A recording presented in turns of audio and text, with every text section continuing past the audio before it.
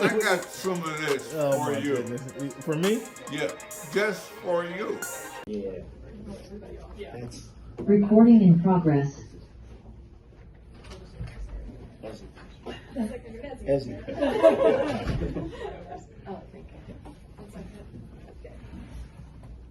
Hey, Ezi, how you doing? Good, how are you? I like the shirt. Hey, congrats on year 6 for you. I do know that. I got the other one wrong. Hey, just as the sort of the longest tenured sort of player here, with continuous tenure player here, you've seen this franchise when it's won championships, when it's at its totally best. What did this year, what wasn't quite there this year? Did you guys squeeze, again, all of the juice out of this orange? And what was it this year that, you know, again, you've seen you guys when you've won championships? Yeah, I think that's kind of like, I guess, for lack of a better word, the beauty of a season. I think,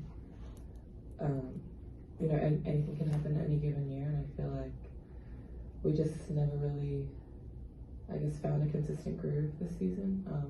And we know what we're capable of. We know like the talent that we have on the team, and so just trying to find that. Obviously, you know, a big goal was to make the playoffs, and we were able to do that. And so just definitely proud of the team for doing that. But obviously not completely satisfied with the run, and I think I can speak for everyone when we say that. But just yeah, I think just probably trying to find a groove consistently was something that we were struggling to do. As a year, obviously a free agent this offseason, I know the CBA affected a lot of players not signing past this season, but are you hoping to return to Seattle, or what are you looking for in free agency conversations once there is a new CBA?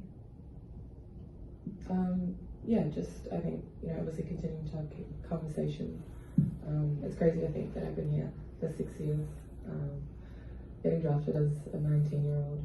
And then coming when I was 20 is, you know, something that a lot of people dream of, and I've been able to experience that, and just to be able to kind of grow up in Seattle as well. That's been something that's been really special to me. So yeah, just being able to go through the free agency process. So many people are free agents, which is it's also crazy to think it's going to be exciting with the new CBA and to see how the league will look. But yeah, I think just what I need to do a better job of is reflecting on seasons, and so I think that's what I'm going to do. Just postseason, reflect, and just go from there. In the final game against Vegas, we finally saw it at the end of that game, you out there with NECA and Dom, which is something that fans have kind of, I think, been talking about throughout the season, wondering whether that might be something that could work. Have you had any conversations about that? Have you thought about that as possibly part of the future? Yeah, definitely thought about it. I think, you know, obviously Dom, NECA, and I are tall. And so just, I think it's exciting to see the versatility in each of us, and to see that lineup. You know, obviously in the final game was pretty cool. I love playing with Dom, I love playing with NECA, and so yeah, I mean, if there's ever, you know, a situation where there's a possibility to have all three of us on court, I think that's really exciting, defensively and offensively as well. Your big sister said that NECA said that you were both. I should make sure. Okay. My sister was just here, so I was like, what'd she say? She didn't talk to us, but anyways, your big sister, your basketball big sister, said you are both gracious and ferocious. Can you take us to a little bit inside of ferocious Ezi, because we don't ever see that? Yeah, not a lot of people do. I think, I don't know why, I feel like it's just my demeanor to be kind of like even killed. Externally, I feel like the ferociousness is probably happening internally, and I feel like just when I'm with people every day for 6 months, they probably see that, and so I feel like that's probably something NECA is talking about. But I don't know, it's definitely in me. I know I don't always show, like if I have a big block, or if someone has a big play, I know I don't always show how hype I am. But basketball's a competitive sport, and so I think it's inevitable that it brings that out of you. So yeah, just know it's in there. Ezi, to kind of build off of that, you know, and what NECA said about you, you know, she said you always kind of go back to being yourself. You're always, you know, in your own health. Can you speak to, the relationship with her that you've had these last few seasons, having, as she said, like a big sister in that regard, just playing with Becca? Can you speak to that? Yeah. I don't know why I'm getting emotional, sorry. I just think when you're able to play with great players, it's really special, but when you're able to play with great people as well, that's, not something that everyone gets to experience. And so I've just been really fortunate to be able to play with Mecca these past couple of seasons, and just to be able to learn from her, see how she goes about the day-to-day. It's incredible, and it's like nothing I've ever seen before.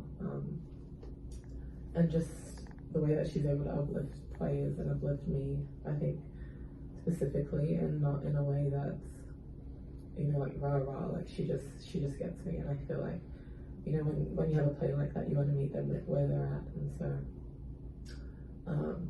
whether I tell her enough or not, I feel like Neck has had such a huge impact on my career the last couple of years. And yeah, I just love her as a person, as a player, as a friend, as a sister. Yeah. All right, we'll go to Zoom for a few questions. Jeff Brown, go ahead. Hi, Ezi. That's tough to follow up, but it was a little bit of a down offensive season for you, but it's not a lack of talent. I see you scoring 30 points in the Olympics and stuff. Would you like to take on more offensive responsibility within this team? Yeah, I think for sure. I think my probably defensive game is something that's more talked about probably, especially this past season. But I feel like, obviously, like you said, my offensive game is there. I think just being able to, find, I guess, my role in a particular team, and whether that's being more dominant offensively, I think that's something that I, would obviously want to do. But, being able to play with Neko, with Sky, with Gabby, with so many offensive threats, you obviously just try to find, where you fit in that. And so, sorry, I just blacked out. But, yeah, I think offensively, it's something I'm always trying to grow my game in. And so I definitely, want to remain consistent with that and grow my game offensively and just be confident in that. Thank you. Hey, Ezi, thanks for spending time with us. What does the off season look for you? And more specifically, what do you intend to improve on in your game? Off season, I am not going back to Europe this year, so I'm going to take some time off. I think just going back to back seasons has been a lot the last few years, and so just taking time to kind of reset, spend time at home with my family, which I'm really excited about. And so it won't be completely off, but I think just being able to take a break from the back-to-back full seasons in Europe is something that's on the horizon. And in terms of what I'm looking to get better at, I think just